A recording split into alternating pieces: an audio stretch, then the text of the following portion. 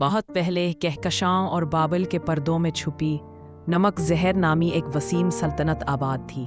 اس کی مٹی سفید نمک کے بلوروں سے بنی تھی جو چاندنی میں ستاروں کی طرح چمکتی تھی۔ یہاں کے دریاؤں میں نمکین پانی بہتا اور درختوں پر پھلوں کی بجائے نمک کی کلیاں لگتی تھیں۔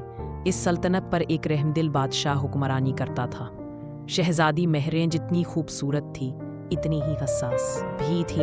اس کا دل دنیا کے درد سے بھرا ہوا تھا اور وہ اکثر چھوٹی چھوٹی باتوں پر رو پڑتی تھی، لیکن اس کے آنسو عام نہیں تھے۔ جب وہ نمکدار زمین پر گرتے تو ہیروں کی طرح چمکنے لگتے جو سلطنت کی خوشحالی کی ضمانت تھے۔ بادشاہ اپنی بیٹی کے ہر وقت رونے سے پریشان تھا۔ اس نے ملک بھر سے حکیموں کو بلایا مگر کوئی علاج نہ ملا۔ اسی دوران نمک کی شہرت سن کر پڑوسی ملک گلستان کا شہزادہ شہریار وہاں پہنچا۔ گلستان ایک سرسبز و شاداب ملک تھا جہاں ہر طرف پھول ہی پھول تھے اور لوگ ہنستے مسکراتے تھے۔ شہزادہ شہریار نے ہیروں کی بارش کرنے والی شہزادی کی داستان سنی تھی اور وہ اس عجوبے کو دیکھنے آیا تھا۔ جب اس نے شہزادی مہرے کو دیکھا تو اس کی خوبصورتی اور اداس آنکھوں میں کھو گیا۔ وہ اس کے آنسوؤں سے بنے ہیروں کو نہیں بلکہ خود شہزادی کو پانا چاہتا تھا، مگر اس سے پہلے کہ شہزادہ اپنے دل کی بات کہتا ایک بوڑھی جادوگرنی دربار میں حاضر ہوئی۔ اس نے بادشاہ سے وعدہ کیا کہ وہ شہزادی کو ہنسا دے گی اور اس کے آنسو ہمیشہ کے لیے خوش کر دے گی۔ بدلے میں اس نے شہزادی کے آنسوؤں سے بنے تمام ہیروں کی مانگ کی۔ بادشاہ نے بیٹی کی خوشی کی خاطر یہ شرط قبول کر لی۔ جادوگرنی نے ایک منتر پڑھا اور شہزادی کے آنسو خوش ہو گئے۔ چہرے پر ایک بے تاثر مسکراہٹ آ گئی مگر اس کی آنکھوں کی چمک اور دل کا احساس ختم ہو گیا۔ شہزادہ شہریار یہ دیکھ کر بہت دکھی ہوا۔ یہ وہ شہزادی نہیں تھی جس سے اسے محبت ہوئی تھی۔ جلد ہی سلطنت پر برا وقت آ گیا۔ ہیروں کا بننا بند ہو گیا اور ملک میں غربت پھیل گئی۔ شہزادی اب نہ رو رہی تھی نہ ہنس رہی تھی، بس ایک جیتی جاگتی مجسمہ بن کر رہ گئی تھی۔ بادشاہ کو اپنی غلطی کا احساس ہوا۔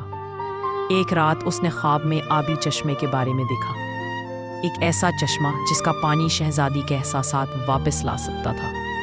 بادشاہ نے اپنے سپاہیوں کو روانہ کرنے کا حکم دیا، لیکن شہزادہ شہریار نے آگے بڑھ کر کہا، بادشاہ سلامت، یہ سفر میں شہزادی کے ساتھ خود کروں گا۔ بادشاہ نے اجازت دے دی۔ اللہ تمہیں اپنی امان میں رکھے۔ شہزادی مہریں جو اب کسی جذبے سے خالی تھی خاموشی سے شہزادے کے ساتھ چل پڑی۔ یہ سفر بہت مشکل تھا۔ انہوں نے تپتے صحراؤں اور برفانی پہاڑوں کو عبور کیا۔ راستے میں شہزادہ شہریار اسے اپنے ملک گلستان کی کہانیاں سناتا کہ وہاں پھول کیسے کھلتے ہیں اور لوگ کیسے خوشی سے ہنستے ہیں۔ شہزادی سنتی مگر کچھ محسوس نہیں کرتی تھی۔ سفر کے دوران انہوں نے بھوکے بچے، بیمار بوڑھے اور لاچار لوگ دیکھے۔ شہزادہ شہریار جو ہمیشہ خوشی کا عادی تھا یہ سب دیکھ کر بہت دکھی ہوا۔ اس کی آنکھوں میں ان لوگوں کے لیے آنسو آ گئے۔ شہزادی مہریں پہلی بار کسی دوسرے کی آنکھوں میں اپنے جیسے آنسو دیکھ رہی تھی۔ اسے عجیب سا احساس ہوا جیسے اس کے پتھر دل میں کچھ پگھل رہا ہو۔ وہ شہریار کا درد محسوس کرنے لگی مگر رو نہیں سکتی تھی۔ آخر کار وہ ایک ویران وادی میں آبی چشمے تک پہنچ گئے۔ چشمے کا پانی کرسٹل کی طرح صاف تھا اور اس سے ایک مدھر روشنی نکل رہی تھی۔ شہزادہ شہریار نے چشمے سے پانی لے کر شہزادی کے ہاتھ پر ڈالا۔ جیسے ہی پانی نے شہزادی کو چھوا اس کے پورے جسم میں ایک لہر دوڑ گئی۔ اسے اپنے والدین کا پیار، سلطنت کے لوگوں کی تکلیف اور سفر میں دیکھے گئے تمام دکھ یاد آ گئے۔ پھر اس کی نظر شہزادہ شہریار کے فکرمند چہرے پر پڑی جس کی آنکھوں میں اس کے لیے بے پناہ محبت اور تشویش تھی۔ شہزادی مہریں کی آنکھوں سے آنسو رواں ہو گئے۔ یہ آنسو صرف دکھ کے نہیں بلکہ خوشی، تشکر اور محبت کے بھی تھے۔ یہ آنسو جب زمین پر گرے تو پہلے سے زیادہ بڑے اور چمکدار ہیروں میں بدل گئے۔ ان آنسوؤں نے نہ صرف نمک کی سلطنت کو پہلے سے زیادہ خوشحال بنا دیا بلکہ شہزادی مہریں کو بھی اس کا حقیقی نفس واپس دلا دیا۔